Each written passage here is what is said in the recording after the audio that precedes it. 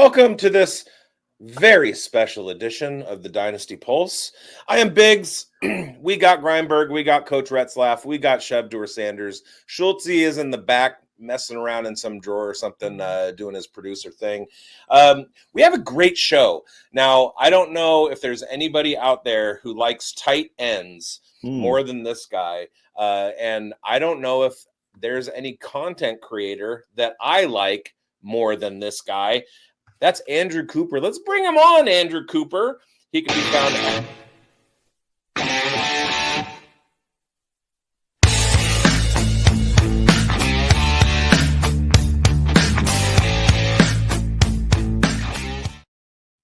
He can be found at Koopa Fiasco on Twitter. Andrew, go ahead and introduce yourself and let everybody know where they can find your work and stuff, and we'll get started. I mean, you kind of said it all, man. Just a guy, loves talking ball, loves talking tight ends, loves talking to you guys, man. Really love the show. Thanks for being on. All my stuff for the most part's at Fantasy Alarm. You know, articles are all up there. Our YouTube's over there, and we have the Sirius XM show. I'm on 6 to 8 p.m. Thursday and Friday, Channel 87. And during the season, Sunday morning, getting ready to rock and roll. So that's where all my stuff is right now. You know, various guest appearances here and there. But Fantasy Alarm, Andrew Cooper, that's the easiest way to find it. Fantasy Alarm, the whole squad is great. Shout out to Howard Bender. Now, we're excited to have you on. We're going to talk a little bit about the Yin-Yang Tight End theory, which is something that you have come up with. You had a pretty incredible year. You recently earned 3 Fantasy Sports Writers Association awards, which is phenomenal. Best radio show, Football Writer of the Year, and Football Article of the Year. That's fantastic. I've had you on a couple shows. We've had you on the Dynasty Pulse before, and it's really, really great to see somebody get accolades when they're as cool a person as you are. And congratulations on all of the shine. I appreciate that, man. And I'll tell you, it goes back to something that JJ Zachariason said a while back, where he was like, it all starts with writing for me. Like, I have to write. I sit down and I write. And then from there, you take those takes, and that becomes your tweets. That becomes your videos. That becomes your podcast. That becomes your radio takes, right? And for me, like, I know there's different people out there doing different things. You don't have to write. Some people are just YouTube. Some people are Twitter, right? But like for me, I consider myself a writer. So to win the award for writing, like, that means everything to me. And I appreciate you mentioning that, and I appreciate you having me, man. So let's get into it. Yin-Yang Tight End, that's kind of where it all started for me with the fantasy football stuff, for sure. Well, so go ahead and explain that to everybody. Yeah, let's do that. Yeah, so the thing with the tight end position was, at one point, someone picked up a magazine in like 2003, and in that magazine it said, you can only ever take one tight end. Don't ever have 2 on your roster. And everybody just kind of took that as gospel, right? And the problem you run into with that is it doesn't let you get exposure to the high-risk, high-reward players. Because a lot of these guys, the floor is lava, right? You're not just going to take some of these players and start them week 1. Not to mention, some of the guys don't even break out. They're not even available to help your team until later in the season, right? Like, everyone's like, oh, yeah, Trey McBride. He was the obvious answer in his sophomore year. He didn't do anything until Zach Ertz got hurt.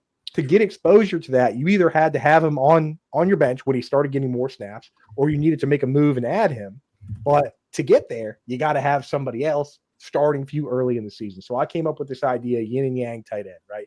If you draft the first tight end off the board, you don't draft 2. You don't need to, right? But if you wait until 8, 9, 10-year league mates draft their tight ends, why not take 2? Why not take someone that can get you through the early part of the season so you're not bleeding losses, and then use a bench spot on the highest risk, highest reward option out there, and then just keep rotating them until you hit. And luckily for us, the first couple of years we started doing it, there were guys like Mark Andrews and Darren Waller and Logan Thomas, and these guys just coming out of the woodwork, right? And then they really helped, because like Logan Thomas, he through 6 weeks he was tight end 26, but he kept playing slot, kept getting all these routes, and we kept saying, okay, stash him.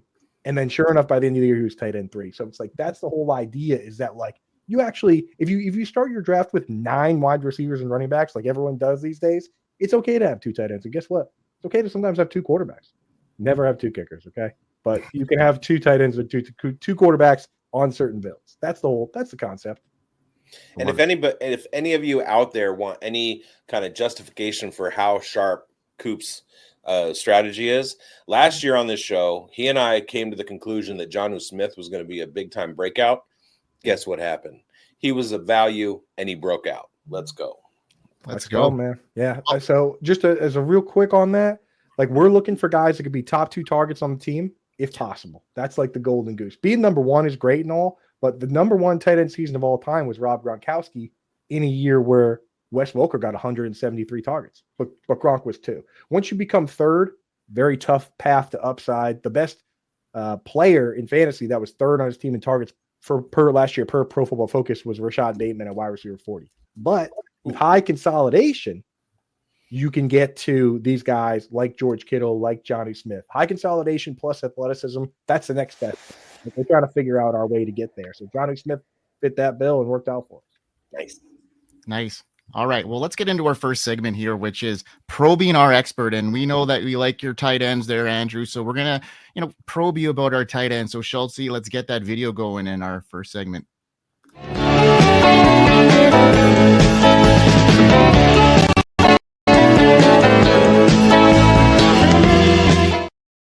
Okay, Chelsea, it's up to you to ask our first question to Coop. Welcome to the show, bud. Hey, I'm happy to be here. Glad I can make it. So I'm going to give my one tight end claim to fame here is I picked up Julius Thomas prior to week 1, the Peyton Manning year. So that I just had to throw that out there talking tight ends. That's my 2013, right? So there's been 5 tight ends to score over 200 PPR points with 95 or fewer targets. 3 of them are George Kittle. One of them is Vernon Davis, the most athletic tight end all time. The other one is your man there, Julius Thomas, the year that Peyton Manning threw, 55 touchdown passes? Yep. And you know what? He was my man until he signed with my Jaguars. Then he turned into Fat Julius, and I was out. You know what it was? He was no longer Orange Julius. He became Steel Julius, and that's not even a thing. Too many Orange Juliuses for that guy. Right, so, dude, I'm glad we brought the yin and yang thing up already. Big fan of that strategy. Chasing that upside late, obviously super smart. The usual lack of fantasy depth at the position, like it lends to that. Like just take these shots at someone who's going to have the chance to blow up here. I love it. Last year on our shows, we hammered the crap out of Hunter Henry as a late round guy that we really liked. Touchdowns never really kind of came. He only got 2, but 97 targets, and he caught 66 passes, 674 yards, tight end 12 finish, despite being the tight end 19 or around, his average draft was about tight end 19. Which tight end in this class do you see as like a yang guy moving forward, or is it kind of tough right now because we don't have landing spots? Yeah, so that's the thing, right? And I'll tell you, with Hunter Henry, I made it to top 300 in Best Ball Mania last year, the final day. My tight ends were Hunter Henry, Pat Frymouth, and Greg Dulcich. So basically just Henry and Frymouth. So like you can piece it together, especially in best ball, right? But the thing is, the yin and yang tight end for redraft really requires knowing the opportunity, right? Because you could have the very best tight end, but he ends up landing on a team that has 2 high-end pass catchers, and his path to upside isn't really going to be there. Not to mention, like if Tyler Warren were to, I know they signed Gesicki, but let's say hypothetically he were to go to the Bengals and be with Chase and Higgins, he would still be drafted high, but the targets wouldn't necessarily be there, right? So for us, for yin and yang tight end, you have to wait and see who lands at a team where they can get the opportunity. And what we're looking for in terms of opportunity is every top 5 tight end going back to 2003. Randy McMichael was the last one.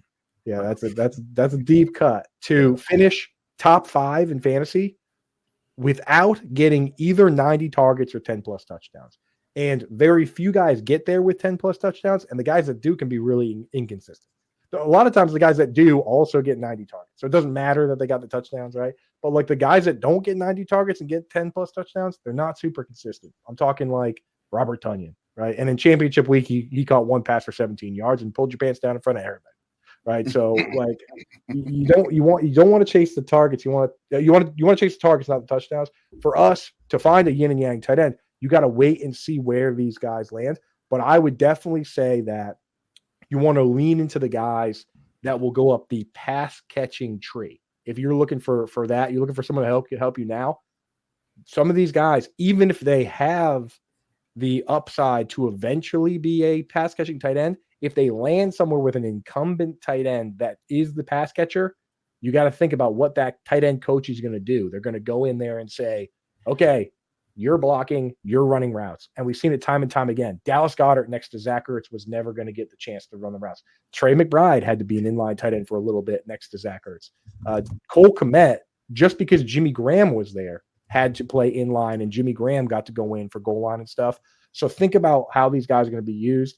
Obviously, we want to avoid all the Drew Samples and Darnell Washingtons, but some of these guys might end up having to be an inline tight end if they land somewhere where there's already somebody who's better at pass catching, even if we think long-term they're going to have success. So that I would say guys like, hey, long-winded way of saying like Colston, Loveland, Harold Fannin, Rondé Gadsden, those type guys that are never going to block, they're being drafted to catch passes. So that's probably your best bet, that type of profile.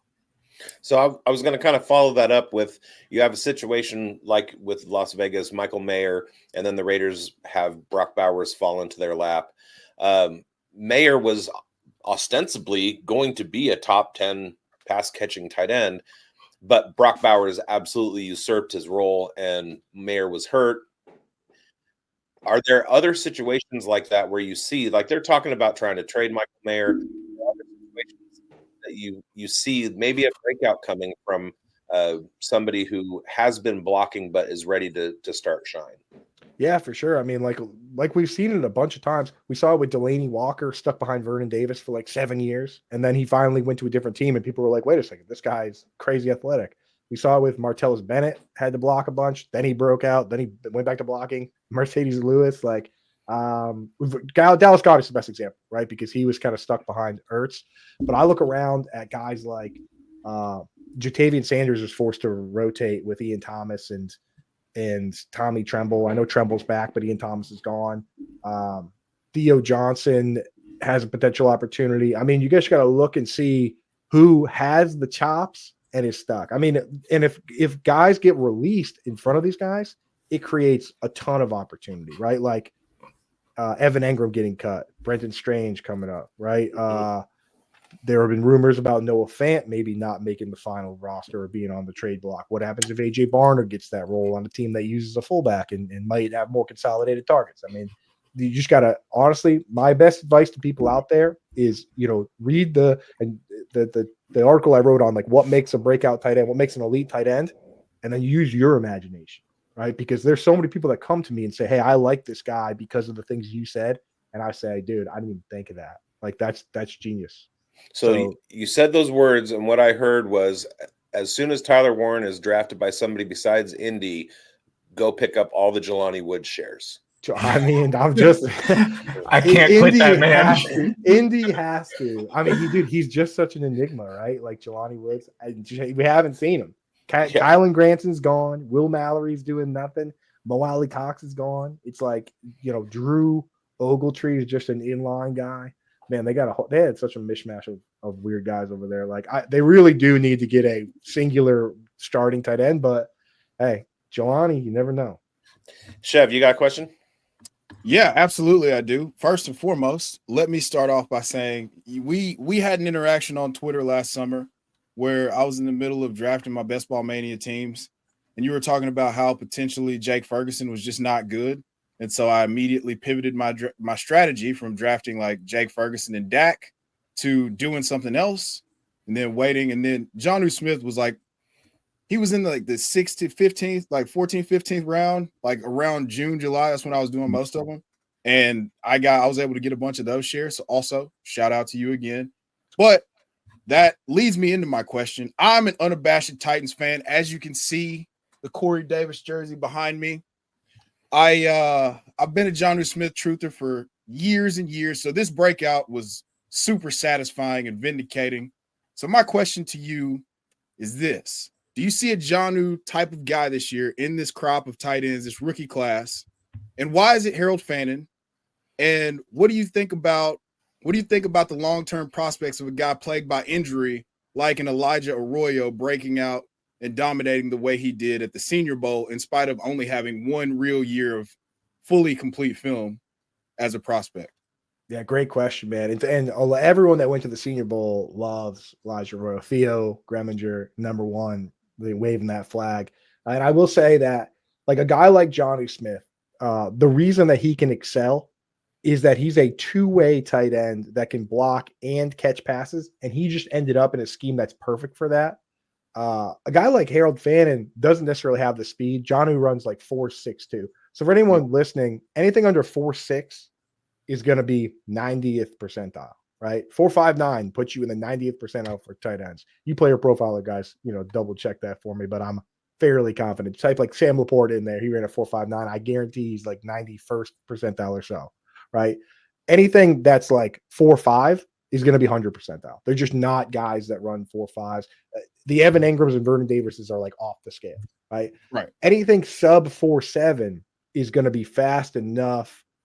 Ideally, sub 4.65 is going to be fast enough to be like that Jonnu Smith type, where if you're in a highly consolidated offense, and what did it for Jonnu Smith is they use the fullback. Same, he was just basically East Coast George Kittle. When you use the fullback and use blocking tight ends like Julian Hill and Eric Saubert, you're only going to have four guys on the field at any given time that are going to get the football: two wide receivers, a running back, and the tight end.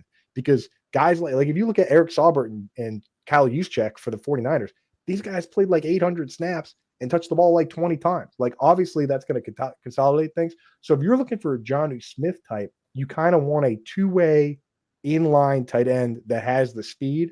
And I'm not sure that's what Fannin is. Doesn't mean I don't like Fannin. It means that if you're looking for a Jonnu type, maybe like a Terrence Ferguson could go to a team that wants to use the fullback, like Clint Kubiak going to Seattle, right? And they just, right? So think about that. Clint Kubiak in his press conference said, I'm using the fullback. Last year with the Saints, they used the fullback, and it was wheels up for Olave and Shaheed. Now, they didn't have a every down tight end because Taysom Hill ruins everything. But, like, if you look at what Jonnu became in that situation, they could do that there, right? And if they will feel really froggy about one of these guys, you cut, save a bunch of money, and install that type player.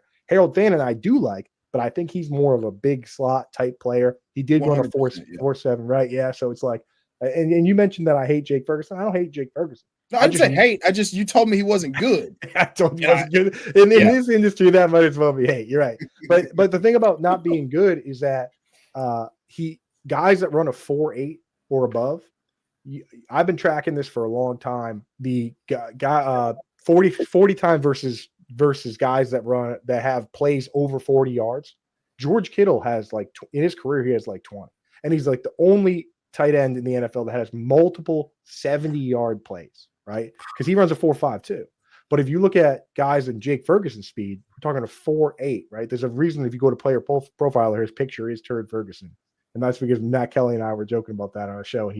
Matt, when he gets something in his head, he throws it on the side. But like 4.8, no tight end that runs a 4.8 or slower has more than one 40-yard play in their career since Kyle Rudolph. So no active tight end in the league currently. It's just right. Well, the thing is, just think about it logically. If the whole idea is that you can outrun linebackers and safeties.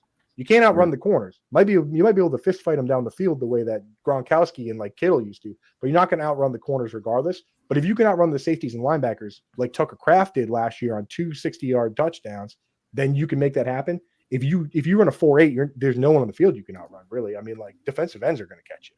So like you just don't see that. Like go and look at Zach Ertz. Zach Ertz runs like a 4.7, 4.6. Somebody pull up player profile. But he's in that mid 4.7s range, and he has one 1,000-yard season in his career, and he needed 156 targets to get there. I have an update straight from playerprofiler.com. Incidentally, go play Fast Draft. It's at fastdraft.app. If you like drafting and you want to draft faster with Fast Draft. Use code BOOTH for a $50 deposit match. All right. You're cutting into my question. No. I'm just updating. Sam Laporta with his 4.59, according to Player Profiler, that's 92nd percentile. And then we have Harold Fannin Jr., who ran a fairly pedestrian 4.71 at the combine, and that is 67th percentile. So I don't know if there's a Bowling Green Pro Day that's happened and Harold Fannin has rerun and made his time better, but 4.71. I think it's one of the last ones of the year, but it regardless, like guys like that, it's not that they can't have massive seasons. Like I said, Zach Ertz, one of the best fantasy tight ends. They need to get peppered with targets, though. Right. So that like minimum 90 targets. I mentioned the stat earlier with 95. It's all just freakazoid athletes, and then Schultzy's guy, Orange Julius. That a shopping. If you gave a shopping cart a gentle push, it could have caught 8 touchdown passes from Peyton Manning that year. Right? Like. You know what I'm saying? So I'm sorry, but like good catch radius on that. People were catching. That's what I'm just saying. If you usually had to put a wide enough face mask on a guy, he probably would have caught a couple of touchdown passes. Manning was just firing them. That 55, dude. That's insane. So like that's where I stand. Is that like it's a bonus? It's not a prerequisite. The targets are the main thing, but the more speed you have, the more of these plays you can break off. I mean, look at Jake Ferguson the year before last, right? Like.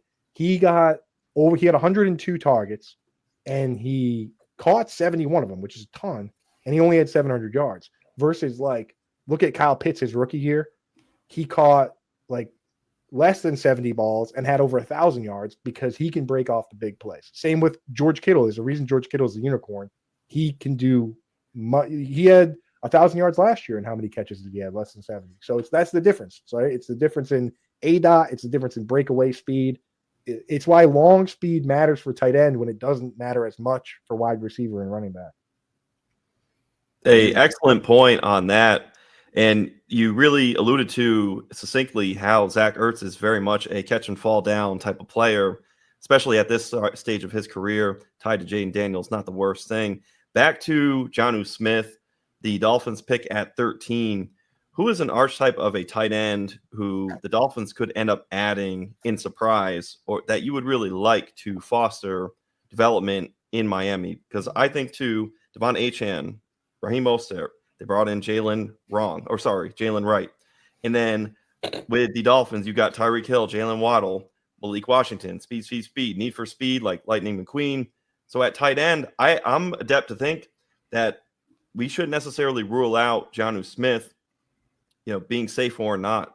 So what would you say would be a good pairing there in Miami for McDaniel? Yeah, I mean, the Jonnu Smith signing last year, because I'm a big like free agency nerd.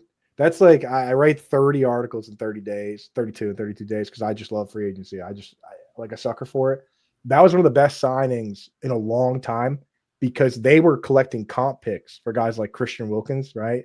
So and Robert Hunt. So they actually, if they had signed a high-end player, it could have canceled one of those comp picks. But Jonnu Smith got released, which means he didn't count against the comp pick formula. So not only did they get their guy, they got him without canceling out these compensatory picks. I mean, Trey Bowen, Chris Greer, my guy. But like, so I love that from them. It's a 2-year deal, but you're right. There's only 1 year left on the deal. If you're a Jonnu Smith fan, right, like Chev and I, we're rooting for them to draft a blocking tight end, right? They only got Julian Hill now. They had to cut Durham Smythe over cap, and Durham Smythe went to the Bears. Bringing in a blocking tight end is just another one of those guys, Alec Ingold, blocking tight end, that consolidates the targets and it keeps Jonnu safe. The best guys that are going to be that Jonnu Smith type role are guys that can play in line, because you have to play in line and you have to be able to be athletic to some degree. So I don't think Colston, Loveland, or Harold Fannin, or definitely not a Rodney Gadsden are that type of guy. I think they should be standing up playing big slot. I think, obviously Tyler Warren's the answer for everybody, but I think if you believe Theo and the on-field speed, because Theo, I'm like, this guy didn't run at the combine. He hurt this guy's history of knee issues, and then he hurt his knee. And then at the Senior Bowl, then he didn't run at the combine, and his knee was still hurt so bad he didn't run at his pro day. But if according to Theo, he ran 175 miles an hour on field one day, right? On that, I think everyone knows the play that like Cam Ward down the seam touchdown. So if you believe that, then you believe that this guy's really fast. So Elijah Arroyo and probably Terrence Ferguson, and I guess you can sneak in. Obviously, if you're talking Dolphins, you got to mention Mason Taylor, right? Because of the Dolphins pedigree. Well, Yeah, well, you guys know the deal with him, right? Like who his dad is, who his uncle is. Oh yeah. What about Rondé so- Gadsden? That's a Dolphins legend too. That is true, dude. The Dolphins cornerback Rondé Gadsden. As a Patriots fan, when I hear that name, I only think about that. I feel like people are like some people are like, oh yeah, that guy. They mentioned like other places he played. I was like, no, that guy's a Dolphin. We don't need to be mentioning my nightmare scenario of That's all I Gadsden think going about. to Miami. So, but he wouldn't be the problem with him. The problem, and this is why it would be a nightmare, right? Is because you have two wide receivers on the field, and you have a running back they're always going to use at least one, sometimes two, with the way that they like to play. And then you have Alec Engel playing all these snaps. Everyone that's not either a full-time tight end or one of the two wide receivers ends up in a rotation. And we don't want that. For ultimate upside for some of these guys like Gadsden watch the guy. He's a wide receiver, right? Like, you need that guy to be viewed as a full-time wide receiver, like Evan Engram is, or like Mark Andrews played 85% of his snaps at wide receiver 1 year. Or honestly, Travis Kelce. I mean, Noah Gray's the inline tight end, and Kelce basically, So like, you want a team to look at, and the Dolphins are not that team. So I think the Dolphins, if they draft Gadsden, he's kind of destined to be like an Anthony Firkser or Cameron Brate type rotational guy. So I don't want it. We keep alluding to my question, but we'll get to Grindberg's first. Okay, well, you mentioned, Theo a couple times, and he's gained a little bit of slack on X and, in the socials right now about him making a point about saying this tight end class is generational. To me, I think you got to have at least 5 can't miss prospects right now outside of Tyler Warren and Colston Loveland and maybe Mason Taylor, like you mentioned earlier. I'm not seeing that level of certainty from these other players like Terrence Ferguson, Harold Fannin, Gunnar Helm, and Elijah Arroyo. On top of that, Player Profiler right now has already got 6 of these guys, Warren, Loveland, Arroyo, Fannin, Taylor, and Ferguson, ranked in their top 20 in Dynasty rankings, even though none of them have even played a snap yet. So my first question is, do you agree with these rankings, or do you think some of these tight ends should be ranked lower? What's your take on which rookie truly has the potential to be elite in fantasy football? Obviously, I mean, Tyler Warren, but any of these other guys? Yeah. That's the thing, is that Theo, always so positive. Too much toxic positivity from that guy. That's what you need the undroppables to come in and lay some negativity on. You know what I mean? Like, that's what you need. That's the real yin and yang right there, right, dude? Like, so I will say that if you go back and look historically, right, take every tight end class and sort them by fantasy points, career fantasy points for the players from that class. The best class, there's arguments about who the best class is or not. Gronk and Jimmy Graham were in the same class. But the tight end 3 that has the most fantasy points, career fantasy points, so the third best one from a class is Marcedes Lewis. It is so incredibly rare to find a class that has just 4 or 5 superstar tight ends. The 2017 tight end class has a chance to be one of the best of all time, and the tight end 3 in that class in career fantasy points is Mike Gesicki. And the tight end 4 right now is Jonnu Smith because of the very late start. But like, that's what we're talking about here. It's like Kittle, Engram, Gesicki. Like, it's just so rare for it to happen. Now, the reason we can't just say, okay, it's Loveland and Warren and then no one else, is that because we never know who the guys are going to be, right? Like, you could have told me it was TJ Hawkinson and Noah Fant locked in, but it was David Njoku and TJ Hawkinson, or however you want to look at it. Like, these guys could bust, right? One of these guys could be Eric Ebron, although Ebron did have that good season with Andrew Luck. But one of these guys could be Eric Ebron, and then one of the later guys is the guy. That's why we got to evaluate them all, right? So in terms of like this being a generational class where there's 5 guys that are just starters and they should all be in the top 20 in your dynasty rankings, I mean, you can rank them all that high. Just know that you're probably going to have to move a bunch of them out. And that's why, for me personally, I don't go that far before the draft. I wait and see what we're going to get for landing spot. I wait and see what we're going to get for, professional scout evaluation on these guys via draft capital. I mean, like, I'm one of those guys where it's like, why would I don't play Devy. Why would I take the puzzle and turn it upside down if I could just get additional information, right? It's like, I know people want to do that because if you do a puzzle upside down, you're only doing it because to say I did it. And I get that people want to do that. We need to come up with a new game. After the show, you and I, let's all brainstorm and come up with a game where fantasy analysts like predict not just like a mock draft, because then you're doing like tackles and all that stuff. Let's figure out a game where it's like we just predict landing spots for the draft, and then somebody gets some award, and then after that we can go back to actually like using the draft as a tool to help us. Because you look at models like Ryan Heath's and JJ Zacharyson and Dwayne McFarland, draft capital is the number one metric for a reason. So for me, I can't crown this class. I will say this: there's a bunch of guys I like. I'll round it out that way. There's a bunch of guys I like, but am I going to say that this is going to be the one time ever there's 5 guys that are awesome? I don't know if I can do that. Yeah, I don't know how anyone can make that claim without landing spots. That's like you talked about, like the Dolphins. If one of these guys gets drafted by the Dolphins, you just hit it. Like you're already looking at a huge hill to climb just to be relevant. And to have 6 in the top 20 before any of them have played it down I think that's extra spicy. I mean, you're looking at tail end of the teens. You see guys like a Pat Fryermuth, who's got 2 top 12 finishes, like 2 seasons as a tight end 1. And that's the type of guy who's ranked down near the 20th. Like, so that's extremely spicy for me. And yeah, it's a lot, yeah, but it could happen. Yeah. I mean, the thing is, just for 2025 purposes, because of the Evan Engram to the Broncos move, and even to some degree, Tyler Conklin kind of gumming up things a little bit with the Chargers. If it's a top guy that goes there, it's fine.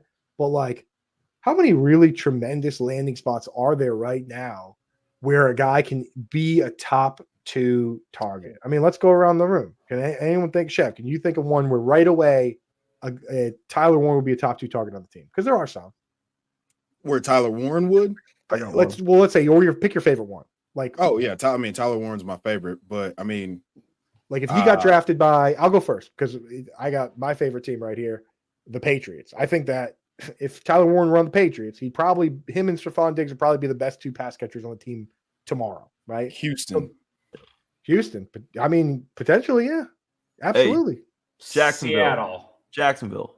So Seattle be tough if you have to put Cooper Kupp on the ground. That's the one, but you have to put Cooper Kupp on the ground. Jacksonville's interesting. Yes. Right. So there are spots. I mean, Chargers. Yes, I think so. If you're just dumping Commanders. Conklin. Commanders. Don't do that to my man. Zach Ertz. We will not tolerate any Ben Sinnott slander. You can Ben Sinnott slander. Hey, how about Dallas? The Debo. How about going to Dallas? Dallas, I like because I'm a Jake Ferguson. Right? Denier. And I thank you for that.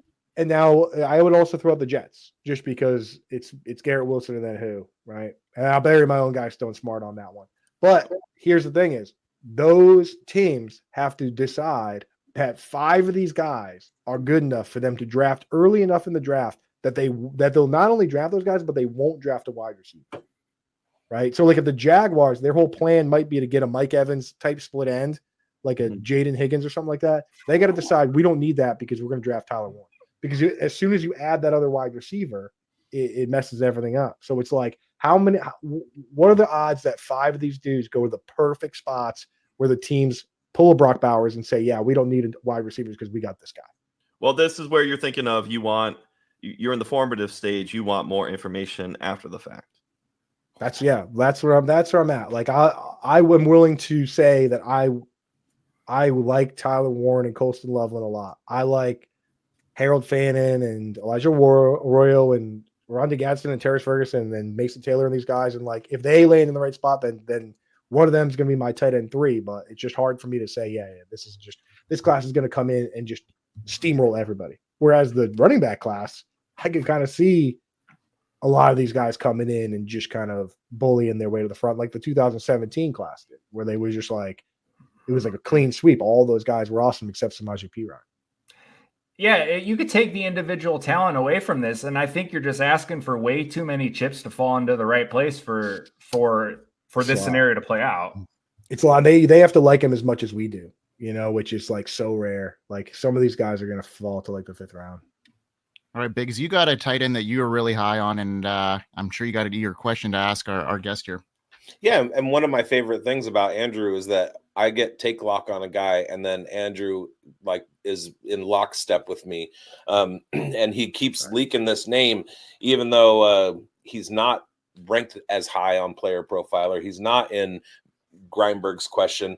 So I want to ask you directly, and so think about what I could be leading to here. Why is Oronde Gadsden 2 the best rookie at the position that nobody's talking about? Yeah, because you and Oronde Gadsden 1. That's you and I are suckers for this, dude, right? Because it's like we just care about fantasy. So like we don't care about the blocking. We watch the highlights. This guy's a contested catch machine, right? Incredible hands. I don't even know if he had a drop like last in his senior season. I mean, the guy was a super stud, against the competition you play at Syracuse. But like he was the focal point of the offense. It's just fun to watch this guy play, right? Now, the upside case for him is the same one for Evan Engram, where a team might look at this player and say, hey, this guy can catch the ball just as good as Tyler Boyd, just as good as Christian Kirk, and he's a much better blocker. That's where people get hung up as they say, oh, Evan Engram sucks at blocking. He sucks at blocking when he's an inline tight end. When you put him at slot, he's one of the best blocking slot wide receivers in the league, right? So you got to have a team look at this guy and say, we're just going to commit to starting this guy essentially at wide receiver every snap. And if you're worried that he might get switched to wide receiver for fantasy purposes, Mike Gesicki played like 92% of his snaps at wide receiver and didn't fight the franchise tag. So now no one can. So like if you're categorized as a tight end, you're stuck, right? Kind of. Gesicki ruined it for everybody, just like he ruins everything. So like it's just like he's been disappointing everybody. He disappointed everybody once again. So, but it's good for us in fantasy that you can't really fight that tag. Jimmy Graham tried, didn't work. Gesicki didn't do it. So like if a player is willing to, if a team's willing to take him and put him there, then great. The problem you run into is that the coaches that do that, Doug Peterson, not in the league. Chan Gailey's not walking through that door. There's only one like Sean Payton, Joker role tight end job, and Evan Engram has it. Now, if Oronde Gadsden gets drafted by the Broncos to kind of be the understudy to Evan Engram, now that's Dash City, baby. That's every taxi squad for me. And I'll use the third round picks or whatever because I know what that role is if you get it, right? Like, they tried different guys in that role. They tried Greg Dulcich. People forget he got 8 targets in week 3 and he dropped 3 of them. And then he never basically played again. Like he got a chance. He blew it.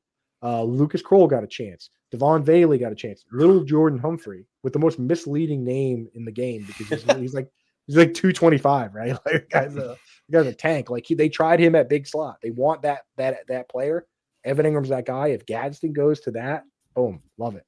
If Gadsden goes to the Chargers, where Greg Roman once upon a time had a top 5 all-time season with Mark Andrews playing 85% of his snaps from a wide receiver spot, like you got to imagine a situation where he's going to get that role. The problem is if he's a rotational player, then he might just be Cameron Brate or like any of these other and again, Cameron Brate, Anthony Firkser, Kylan Granson, Jacob Hollister. Like there's so many of these guys that just kind of end up being part-time guys, or like Dalian Holker. I mean, his stats were incredible in college and he's not even getting a chance. It's like Devin Culp. I don't know. I could throw a million.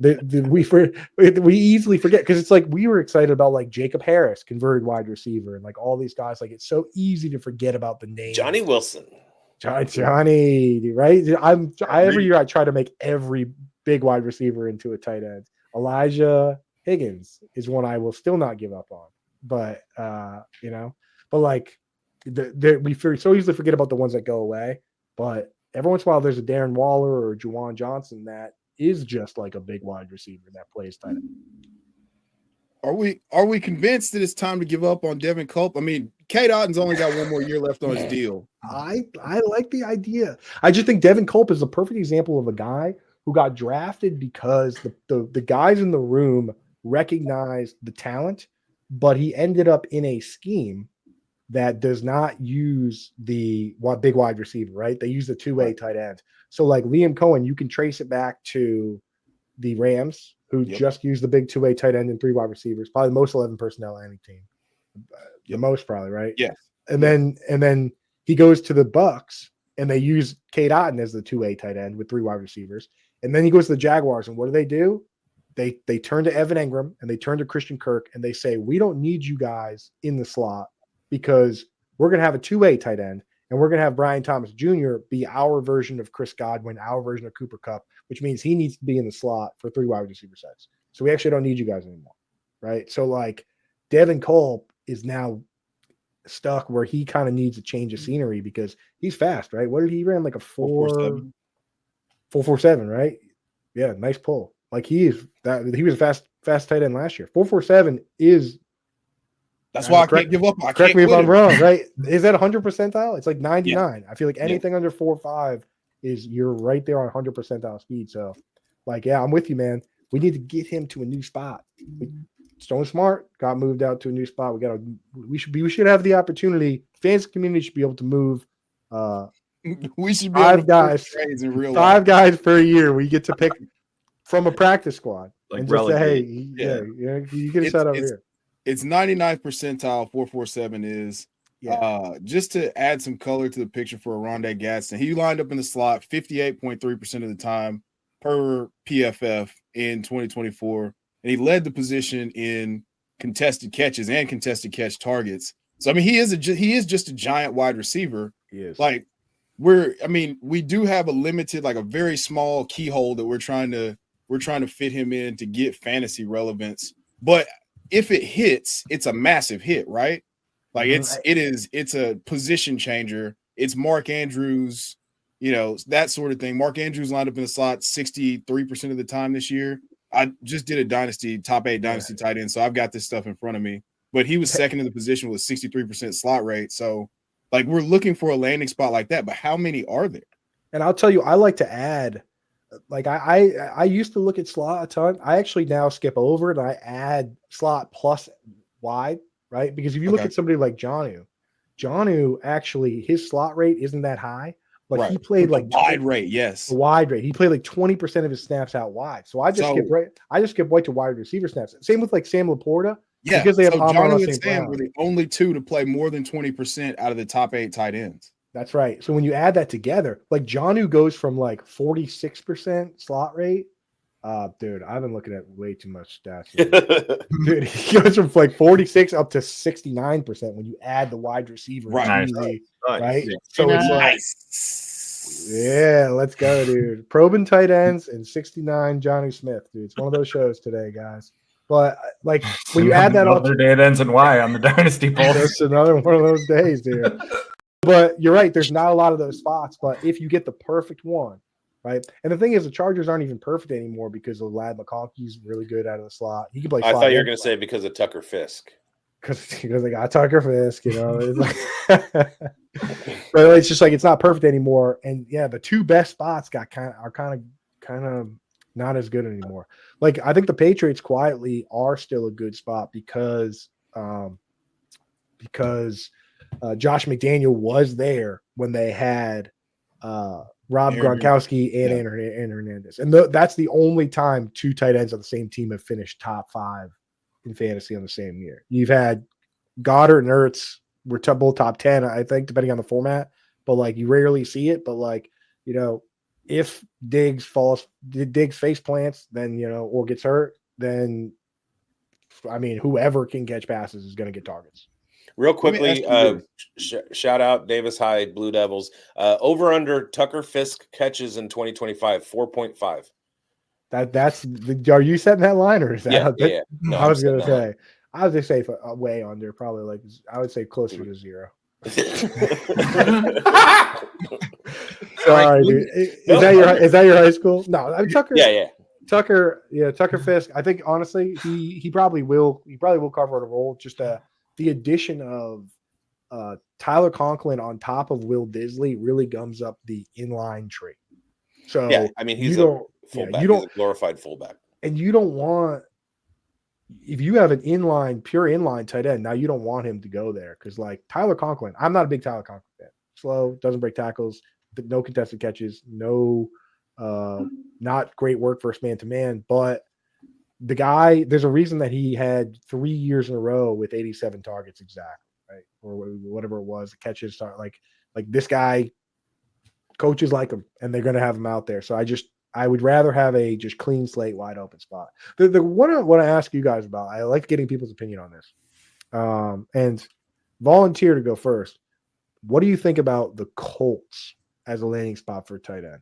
And I find that this is a litmus test for how much people like Josh Downs. I It's think a we should all graveyard. answer it all at the same time. It's a graveyard. Graveyard. Who is the quarterback in this exercise, sir? Yes. Daniel Jones. Daniel Jones. I And mean, well, my heart says Anthony Richardson because I want fantasy football, but let's say it's Daniel Jones. Oh, okay. Well, then just slightly less poopy, but like Slightly. more like poop on your finger as opposed to like poop all over your whole body. Yeah. Okay. I think that's fair. It's all bad though, right? Like you're right though. It's bad. Yeah. But yeah, I don't know because it's like people that don't like Josh Downs think it's a good spot. People that do think it's a bad spot. Yeah, I changed my son's name to Josh Downs Jr. So Yeah. like I really like Josh Downs. So do I, dude. So do I. That's why people are like, "What do you think about the Colts?" I'm like, no. I'm already a Tyler Warren shareholder, and I really, really hate that every mock draft has him going to Indy. yeah. I think the Jets are going to be one of those spots where there's touches right away. So we did get Justin Fields supporting DJ Moore to his best fantasy finish, but how many weapons do you think can fit under that umbrella if Justin Fields is the quarterback? And you're talking about a rookie tight end. Like we've had 2 historic breakouts, which I also have a question about Sam Laporta that I'll probably just DM you based on what we just talked about. But like how many weapons, especially like if it's a rookie landing spot, like, and we've talked about 5 tight ends being absolutely out of the question, being fantasy relevant. How many, like, what's the expectation if a Colston, Loveland, or a Tyler Warren goes there? Are you saying like we're going to get a third? Would you project that we're going to get a third year of a historic performance from a tight end from a fantasy perspective? Yeah. The reason that it becomes such a good landing spot is not just the opportunity. It's a combination of things. One is that with these guys, where they're going, the Jets either need to take them at 7 or trade back and take them, and they're not going to trade back much farther. Like in my mock draft, I do have the Jets trading back to like 11 because the idea being that one of Warren or Loveland will be there, and I still have them going there, right? The other thing is that when you make that move in an offense like this that does not have a wide receiver 2, you are essentially committing right then and there to saying this guy, unless you're going to sign Amari Cooper or something like that, you're essentially saying this guy is going to be the second target on the team.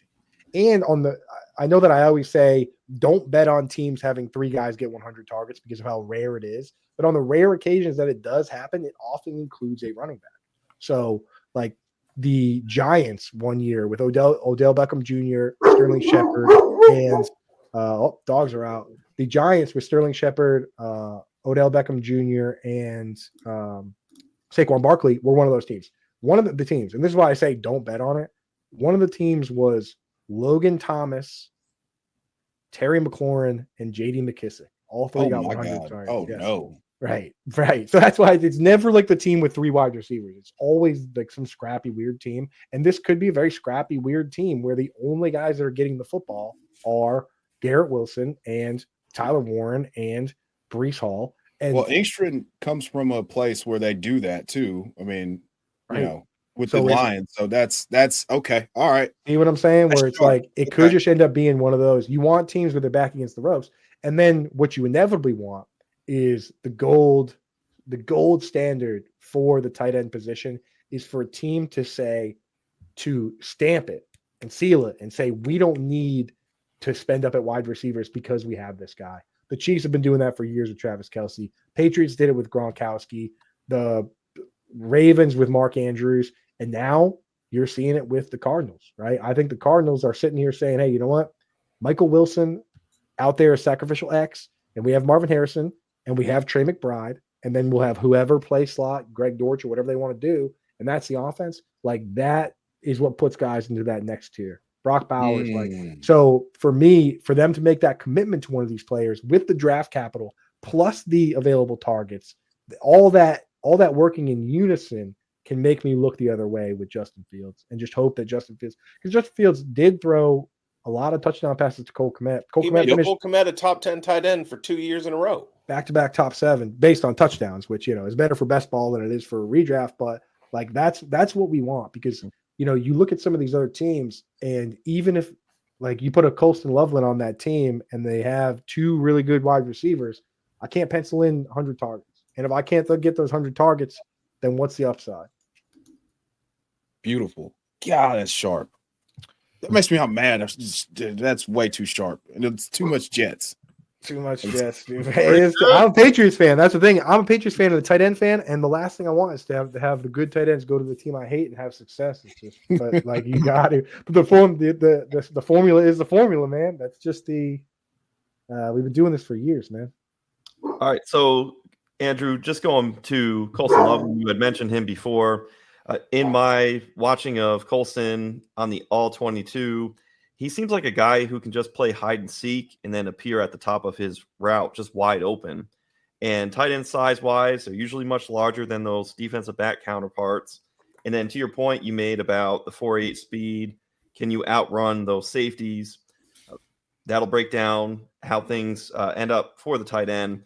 What goes into tight ends being able to find those pockets of open field that you feel helps translate well to fantasy production?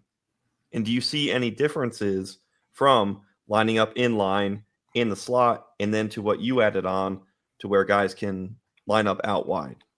Yeah, pushing off, it definitely helps. Especially with Colston Loveland is very good at the contact point. He is so good. And you know who was really good at it was Rob Gronkowski. Nobody got away with more push-offs than 10 yards downfield. He would just be like, bam, with the elbow. And just like, they're just like, oh, that's just a big boy. That's just what happens. But like, those guys are so good at just being big and physical that like the Colston Loveland was a slant machine. And the reason was he would just run until he made contact with the corner and then just kind of just make the contact, and then he was just a bigger body that's wide open. Brock Bauer is incredible at doing that too. A lot of these guys at the next level are. And the big thing about slot that translates to fantasy is that, number one, you get the better matchup. Guys like Sauce Gardner don't go in the slot. Like he played maybe like 10 slot snaps, and that was a lot of times because it was lockdown man-to-man, zero coverage, like at the goal line. And when the guy goes in motion, you go with him. Like they never line them up there. So like they're not sending in their top corner many times. Some corners do true shadow every once in a while, but like they're not sending the top corner on you, right? You're also getting a better release because some of these defensive ends are assholes, dude. Like TJ Watt, man, you watch him, dude. He is just I don't know how he still gets the quarterback, but he just takes chops. Like he's just chopping tight ends in the neck at the line. He's just like on the way by, just like bang in the neck. That slows you down. It leads to lower A-dot routes. It leads to, not being the first read on plays, because you can have a guy be the first read on a quick hit play when he's going to have somebody bash him in the face. The other most important reason that playing slot and playing wide receiver is so good for fantasy football is because of the personnel mix. When you put Travis Kelce at tight end, but still have at slot, but still have Noah Gray on the field, who's coming out of the game? It's not a running back. You're not taking a lineman out. It's a wide receiver every time, right? When you have Zach Ertz and Dallas Goedert on the field every time, you're having at most one or two guys on the field. And with a team like the 49ers, like especially when they have injuries and stuff, they'll just play 2 tight ends and a fullback and a running back. And then there's one wide receiver out there. How many times do the Ravens go out there with one wide receiver? There was a year that the Ravens, I think it was like 2020 or 2019, the wide receiver that led the team in snaps was Willie Snead at like 51% of the snaps. Right. So the more, right, it's just like he was playing like split guard. Like he wasn't even catching passes, dude. He was just standing out there blocking. Right. So it's like the Harry Douglas special. Yeah, exactly. Just throw him out there, sacrificial, whatever, dude. Like Damiere Byrd, right? Go ahead, eat them, dude. Right. It's like, but like teams will, the more opportunity you have for these guys to play in those positions, the less opportunity for other guys to take those targets is going to be. So that's why we always highlight and circle that one, because competing with 2 wide receivers is already a problem. But if they have 3 good wide receivers, I mean, just useless. The tight end is. So I got a question for you on the Colston Loveland train here. I mean, he's been connected with the Harbaugh, tree for years, and there was a lot of speculation that they might go out and pick him up. And now with the Conklin news, what are your thoughts? Do you think Loveland is destined for the Chargers? And what's your fit there with the Conklin going there now? Will that complicate things for Loveland? Would it be like a year or two kind of thing for him if that's the case? Yeah. So the thing with it is, I don't think it would be a problem, right? Because we saw 2019 Mark Andrews, right? The first year he broke out when he scored 10 touchdowns for the first time, he actually only played 40% of the snaps. Nick Boyle led that tight end group with 700 snaps. And again, you'll have to fact check me on this, but Mark Andrews and Hayden Hurst each played like 450 snaps or whatever. It's just that he played a high percentage of his snaps from the slot, ran a ton of routes, and was just one of the focal points of the offense. And with Ladd McConkey, people will comp him to Julian Edelman. They'll say, "Oh, he's Julian Edelman because he plays the slot," and it annoys me because Julian Edelman is a good comp, but not because Julian Edelman played the slot. Julian Edelman played he played a decent amount of slot, but he played a ton of flanker. People don't realize how much out wide Julian Edelman played. And same with a guy like Zay Flowers. Like Zay Flowers can play slot, he can play out wide. I think with Ladd McConkey in a Greg Roman system, if you were to just take the best player available, and that player would be Colston Loveland, now Zay Flowers ends up being your Ladd McConkey, and you have two tight ends, right? You have to have 7 guys tethered to the line on every play. That's basic football. So you can tether Conklin in line and Colston Loveland as a big slot and just have one little guy on the outside on each side, Quentin Johnston or Mike Williams or whoever you want to do it, right? So I think that they can easily make it an offense where those are the top 2 pass catchers on the team if they go that way, right? And that would be a confirmation bias via the draft. Now, if they don't do that, then that tells you that they do want Ladd McConkey to play that primary role. They're not going to go that way. Maybe he doesn't want to put so much pressure on Loveland by drafting him or whatever it is. I trying to understand what Jim Harbaugh thinks. It's hard enough to understand what Jim Harbaugh says, like out loud. Just trying to imagine what goes on inside of that brain. I couldn't even imagine it. But I will say, if they do go that way, I think that's an indication of what they're doing, and I will be all in. Jim Harbaugh just fantasizes about Justin Herbert shirtless running in slow motion down a beach. Right. Just chugging a gallon of whole milk and it's just dripping down. Like that's all Harbaugh wants. Dude. Counting khakis in his sleep. We all want. Come on. We all got a little bit of that in us, right? I love Harbaugh. My favorite Harbaugh quote, one time at Michigan, they were like, you're the quarterback whisperer. Like, why aren't the quarterbacks good now that you've gotten here? And it was like 1 year after he's been there. And he's like, it takes time. He goes, you can't plant potatoes one day and expect to eat potato salad tomorrow. Beautiful. Dude, I'm just shut him. It's just incredible. I love Harbaugh so much, but I also don't quite understand every time what he's doing. He's making potato salad. Apparently. Making potato salad, dude. It takes time. Dude, it takes time. It takes time, right? Man, Andrew, we appreciate you having you on. Like, we got another segment, but I mean, we're an hour in. If you want to do it, I'll do it. I don't care. You know me. Yeah, let's go. Yeah, if you're trying to keep your shows to an hour, kick me out. Well, no, like I mean, we could easily cut it up into 2 shows. So we're so down for Chev's this. out. Chev left. Yeah, no, he'll be back up. But let's keep going then. Let's get into this next segment here, where we're going to talk about some sleeper tight ends or guys that you're going to want to target, as they're rising or falling in ADP. So Schultzy, or actually, Coop, why don't you start us off with a guy that you see in a totally different spot at this time next year, whether it's a rise up the board or a steady fall. You guys do yours, and I'll pick from the leftovers. Cool. Let's do it that way. All right. Let's go with that then. Okay. So then Schultzy, you're on the board here. Okay. I'm gonna talk some Ben Sinnott. We kind of mentioned him a few times here. And we've mentioned a lot of Zach Ertz, so this is fitting. We got a guy here, explosive athlete, 9.75 RAS score coming out last year, picked up second round draft capital. Looking at that RAS, this dude has elite scores in vert, the broad jump, the shuttle, and the 3-cone. He's got Zach Ertz in front of him. He's 34, turned 35 this year. Andrew, you mentioned it. about being second in targets. Who was second in targets on the Commanders this year? Zach Ertz. So if we get the path here, like this guy's going to rise, and I think he's going to be an absolute star. Dude, and sorry. You go ahead.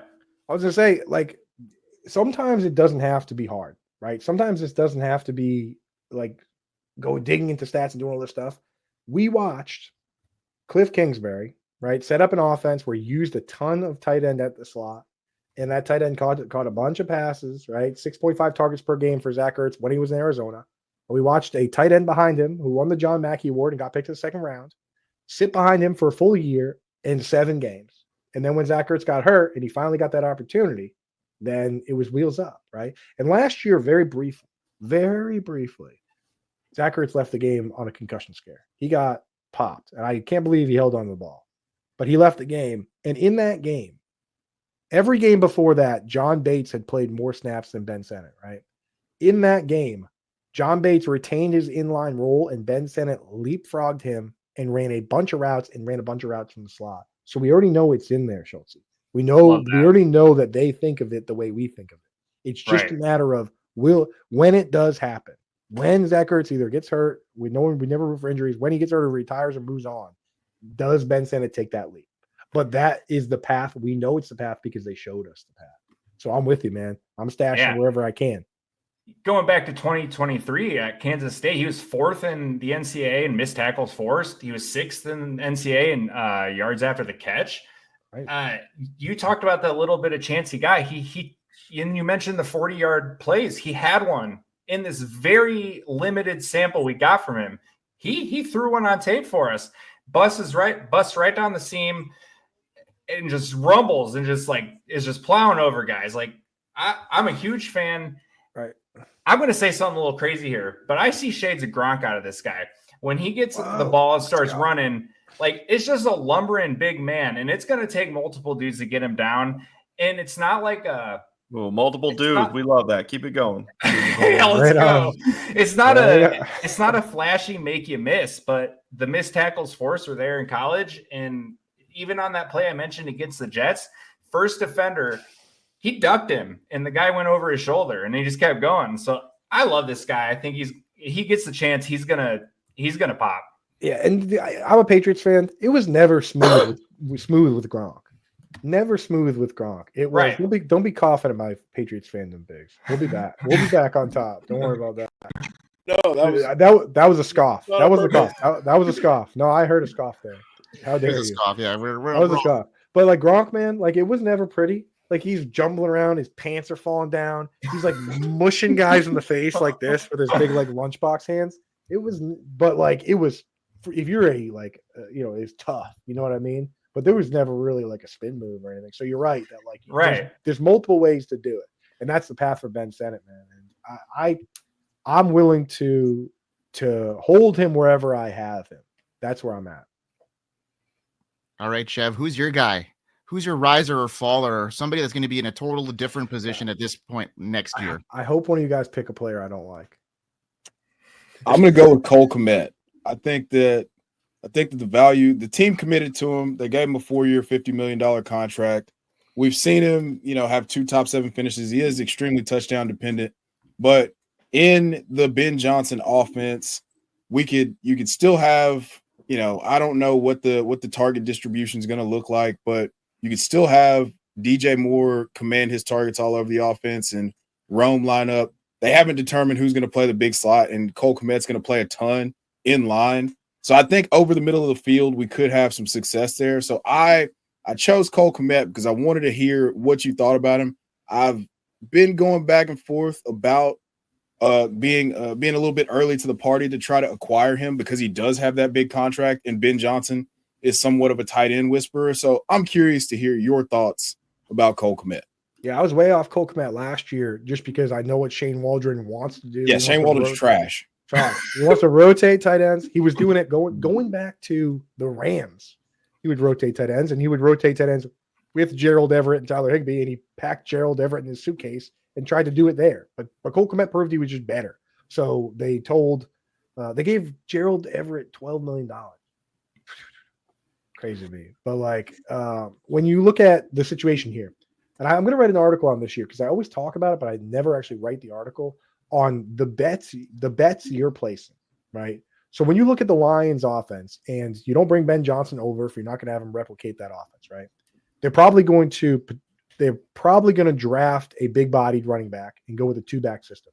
DeAndre Swift is not going to catch as many passes as Jahmyr Gibbs. I already don't think so. And Jahmyr Gibbs didn't get 100 targets himself, right? So I think that in this situation, the bet is this. DJ Moore is going to get his targets. If you're betting on Cole Kmet, you want Rome Odunze to retain shades of his field stretcher role from last year, be in the Jamison Williams role, which is a role where you can be fantasy productive. Jamison Williams was wide receiver 24, but it's a field stretching role where you get your money on yards and not so much on targets, right? In that, if that's the case, then Cole Kmet can be a top 2 target on the team, and he can get there with touchdowns too. Like you said, like Sam Laporta got there on touchdowns, double-digit touchdowns. I mean, he didn't even have 900 yards as a rookie, right? Kyle Pitts had 1,000 yards rookie. So, like, that's the bet you're placing. I do like Rome Odunze. I think that, I mean, if you look at Ryan Heath, but like guys like Ryan Heath that come out with their predictive statistics do not like Rome Odunze because, like, he got a ton of uncatchable targets, and that's actually bad.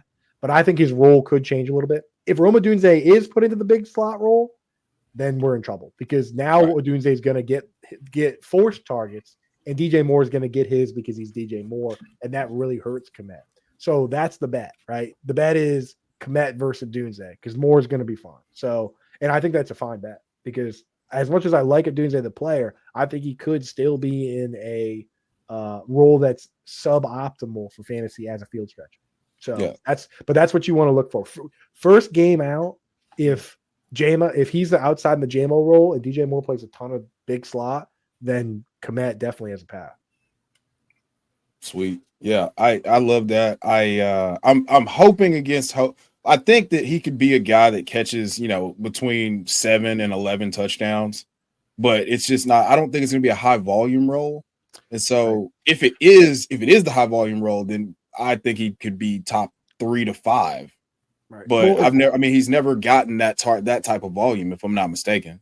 No, he hasn't. But the thing is, if you look at last year, right, the team that was closest, and again, depending on what site you look at, I look at Pro Football Focus because they get rid of a lot of junk targets. But like, if you go to Pro Football Reference, they just kind of whatever the ball is, they just say, okay, that's a target. Like the ball could go 1,000 miles an hour over Rome Odunze's head, which what it did a lot last year. They'll call that a target. They actually say the Bears did have 3 guys get 100 targets. And when you take Keenan Allen out of that equation and they don't add somebody in, the targets are consolidated among 3 guys, then yeah, I mean it could happen for sure, man. So that's why for me, Kmet, I think he's one of those guys that has a definite chance to be a back end tight end one. Hard path to be in a top 5 tight end. He'd probably need an injury because he's the kind of guy that either needs 10 touchdowns or he's going to need 100 plus for sure. Right. All right. I'm interested to hear what you got to say about the guy that I got pegged as a kind of a sleeper headed into this year. I think that he's going to skyrocket. He's got an opportunity to garner, that 90 reception kind of target range that you so speak highly of. And I'm talking about Jatavion Sanders, 6'4", 250.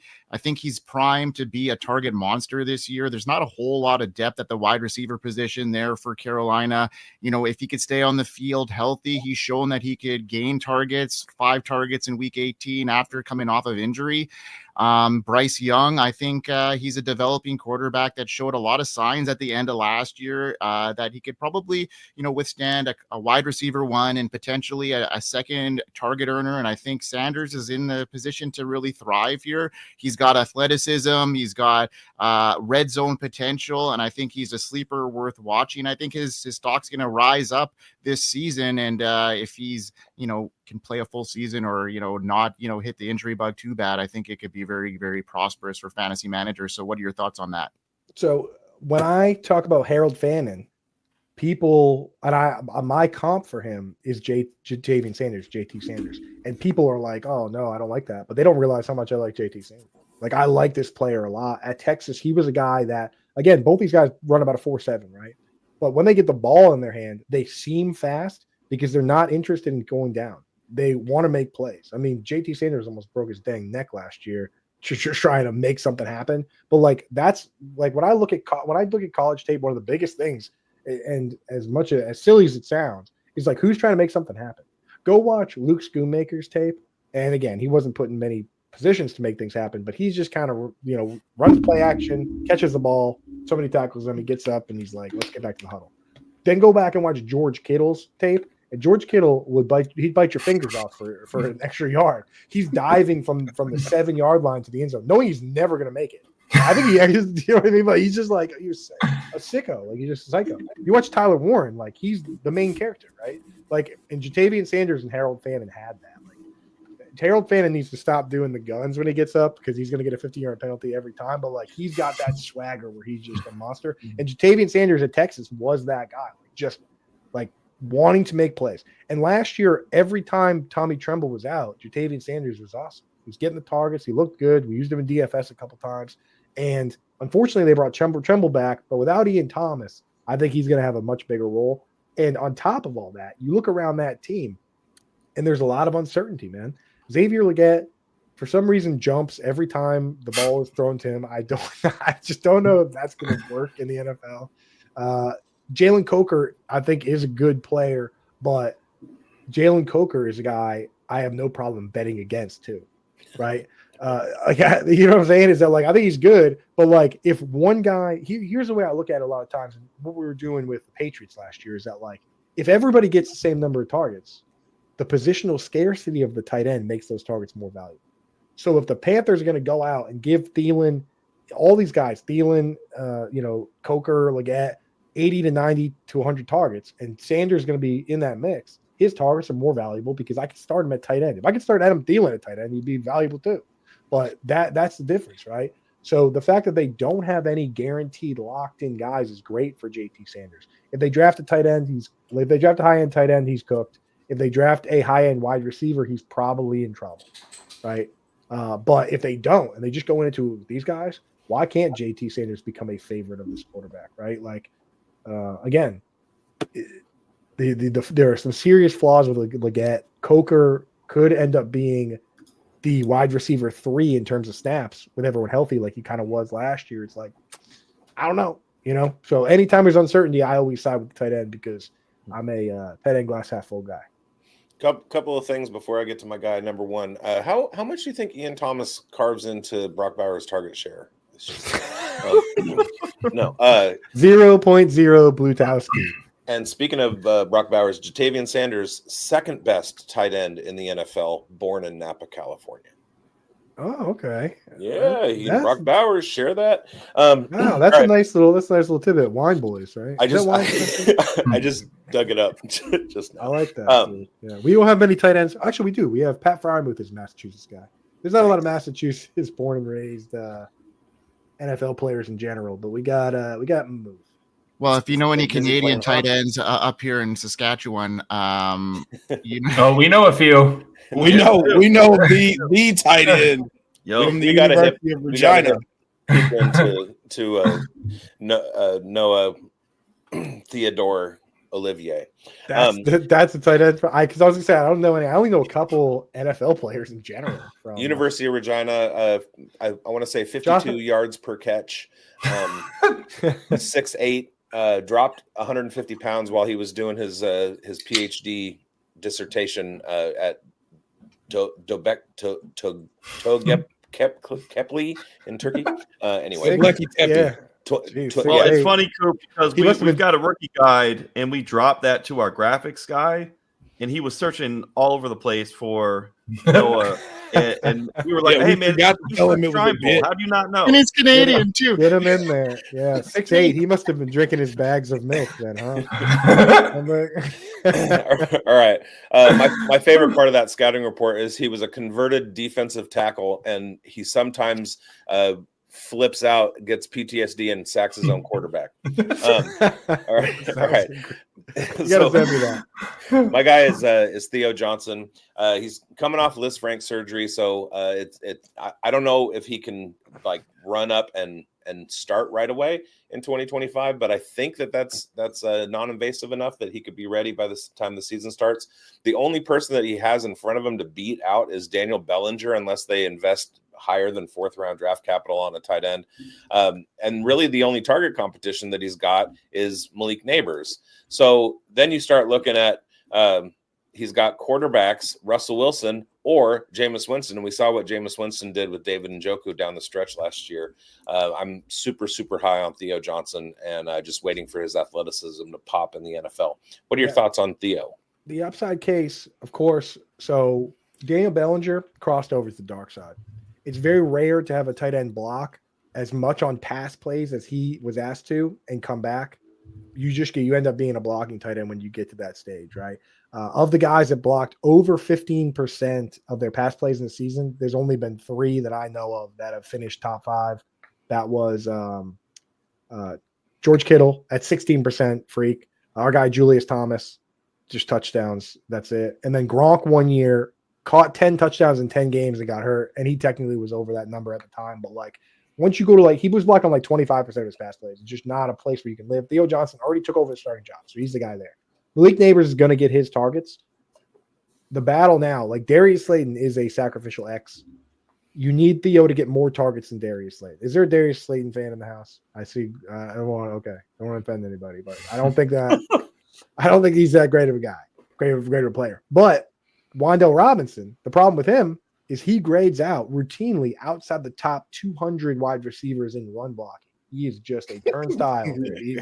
That like Rondale Moore, these guys can never be full-time players because of that. So Wan'Dale Robinson, really, and then you look at his snap counts, it's like what, 60% maxing out a game, maybe a 70% here or there. He's getting these junk targets, but like he's never going to be a full-time player either. And that kind of opens the door for the tight end to take a step forward and be a focal point. Because if you've got a tight end that's playing 90% of the snaps, and Wan'Dale Robinson ends up being a more of a 50, 60% guy because he can't block, then tight end in those situations can end up being the second target on the team. And if, God forbid, anything happens to Malik Neighbors, that unlocks 755 targets or whatever he's on base for. You know, I know. I'm sorry, everybody, but I'm just saying.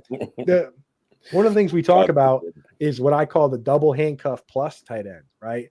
Cade Otton, right? Cade Otton, if either wide receiver gets hurt, whenever that happens, he's great. When the both wide receivers are healthy, he's terrible.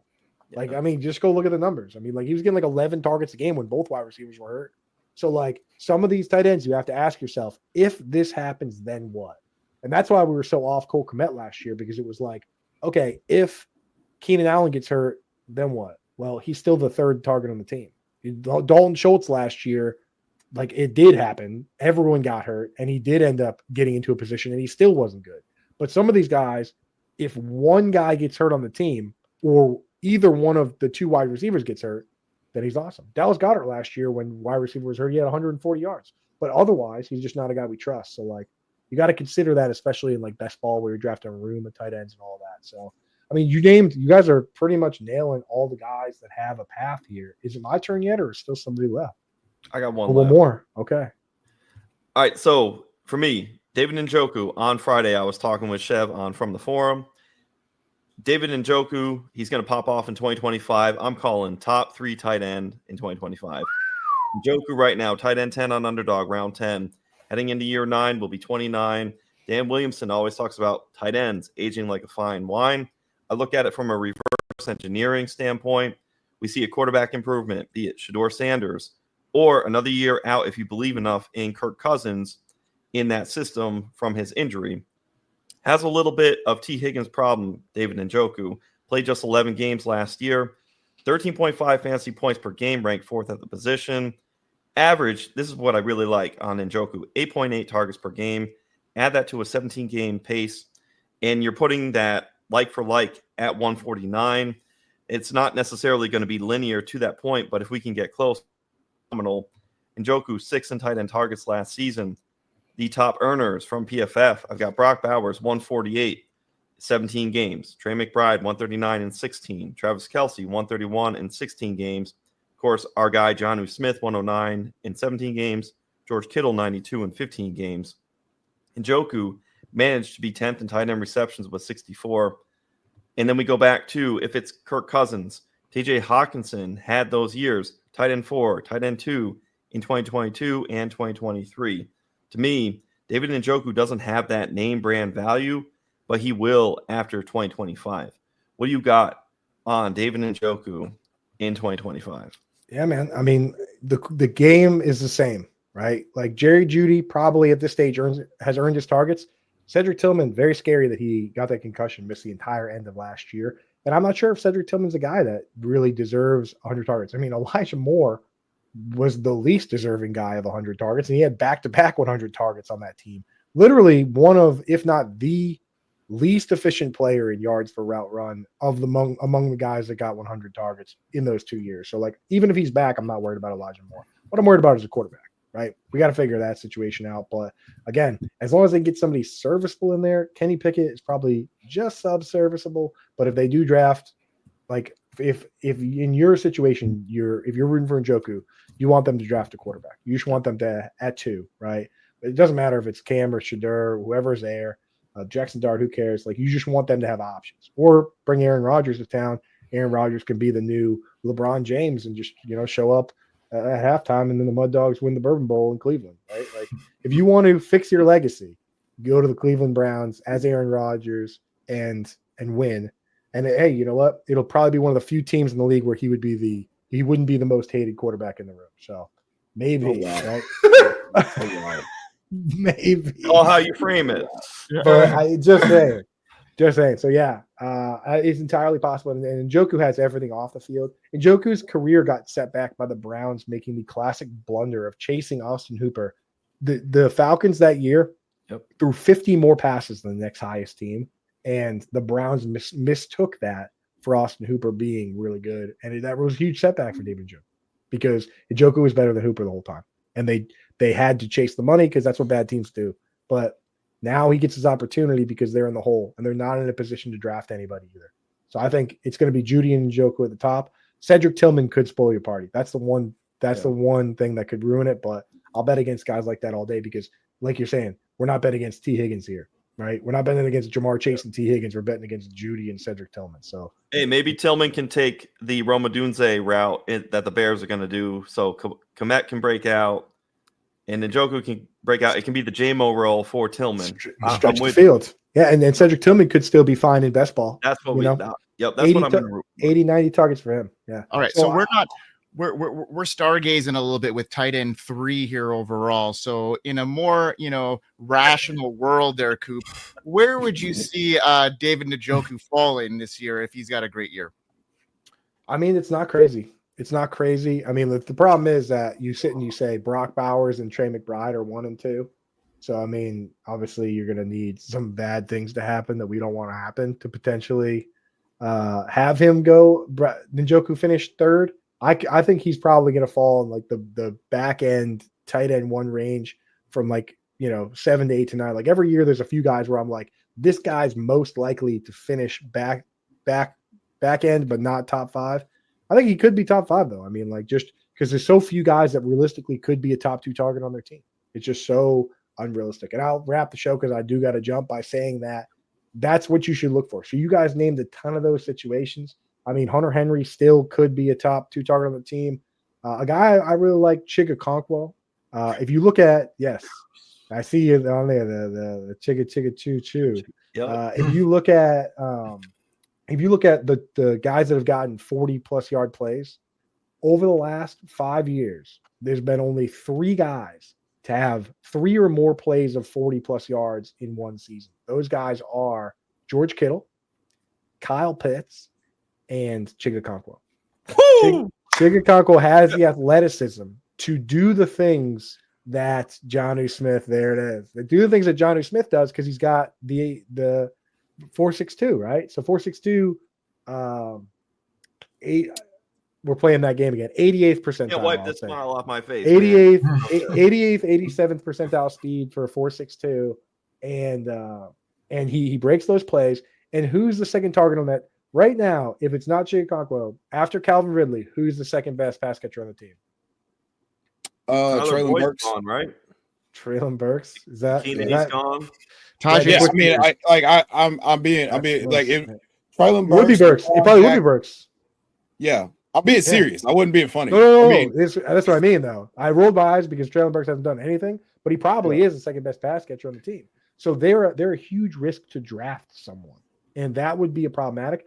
But one of the best ways to create leverage in fantasy football is betting on rookies or betting against them, because every once in a while, for every time that you do have a super megastar, every once in a while you have a Corey Davis jersey behind you, or you have a sorry, I had to do it to you. Well, Corey Davis still had a solid career, but you have hey, I'll do it myself. Patriots, N'Keal Harry, right? N'Keal Harry was a first-round pick, and he showed up and did nothing. And if the Titans draft somebody and he shows up and does nothing, the door is wide open for Chig Okonkwo. All right. Okay. So Chig Okonkwo, 97th percentile 40-yard dash, 4.52. 4.52. I thought it was a 4.62. No. I knew. I was like, I was gonna wait for you to finish cooking. And then I was it was Jonnu Smith that ran the 4.62. That's what it was. That's why I got him confused. Yes. I was talking Jonnu. Yeah. Chig, man, he can scoot. And watch the play where there's a really good play he had against the Chiefs where he gets the ball on the screen and just breaks all the tackles and takes it to the house, man. It's just like those plays where we're not to the house, but it just takes it for a 40+ yard play. And I just like those plays get me so excited because there's so few guys that can create for themselves. He's like the opposite of Jake Ferguson. He can break the tackle. He can, when he breaks the tackle, he can take it to the house. Those and there were a bunch of plays with Tannehill, like they missed him on a flea flicker wide up and down the sideline where I almost took a bite out of my phone. Like there's so many situations where I'm just like, it was so close. You know what I mean? Like this guy's gonna make big plays, I think. If they do draft a wide receiver, he's more of a best ball play, obviously, just because you're still betting against it. But if they somehow don't, I mean, like this guy's got a clear path to targets, man. So there you go. Yeah, right now it's looking like day 3 capital is where we're gonna land on a receiver because it's gonna be Cam Ward and then trade out of 35 or potentially an edge rusher. So it's looking good for Chig to. I mean, it's a contract year. It's like a gotta have it for in terms of his career. And you mentioned like the big plays, like he had the 70-yard touchdown against the Texans. He was money in the playoffs. Like, I mean, Will Levis was just doing his best Nathan Peterman impression throughout that whole deal. So, like, it's all there. That makes me so happy. I actually just offered him in a trade to somebody, and they were like, I don't really like Chig. And I was like, okay, good. I don't want to do this anyway. In my mock draft, I actually have Chig getting vaporized. So I have you might like this. You might like this as a fan and as a fantasy player. I have you guys taking Cam Ward at 1 and then trading back up into the back end of the first and getting Luther Bird. I do like that a lot. So I mean, just for because then you'd have Ridley on the outside and Burden as a guy, or I mean, it doesn't even have to be Burden, but it's just like to pair your quarterback with a young wide receiver and have Ridley in his kind of like 30-year-old, age to help these guys. I think it would be a good pairing there. I mean, you got a lot of holes to fill, but like that, it would be a sexy move. There's so many questions I want to ask you. I know you have to go. I gotta go. Yeah, I gotta go. DM me, dude. You guys, and again, we're gonna link back up before the season. Absolutely. Coop, appreciate you coming on to the Pulse once again. This is year 2 you coming on. It'll be a yearly thing, hopefully, and tell everybody, you're coming off a couple of big awards, obviously, this year. So Fantasy Wire of the Year. Love it, man. Tell everybody where we can find all your stuff. Obviously, Fantasy Alarm, but yeah. Fantasy Alarm, honestly, easiest way. Hit me up on Twitter at Coupe Fiasco right here. And I all my articles are on Fantasy Alarm because they let me write what I want. That's how you get that's the secret to getting the awards is you write all the SEO articles you have to. And if you do those, then you get to write the fun ones every once in a while. So all my articles there, most of my videos are on the Fantasy Alarm YouTube, and then again, SiriusXM channel 87. Give that subscription 6 to 8 p.m. every Thursday and Friday, and on the app you can listen to it whenever you want. And then the Sunday mornings where we grind it out and do that. It's a lot of fun. So, but you guys rock, man. Thank you for coming on.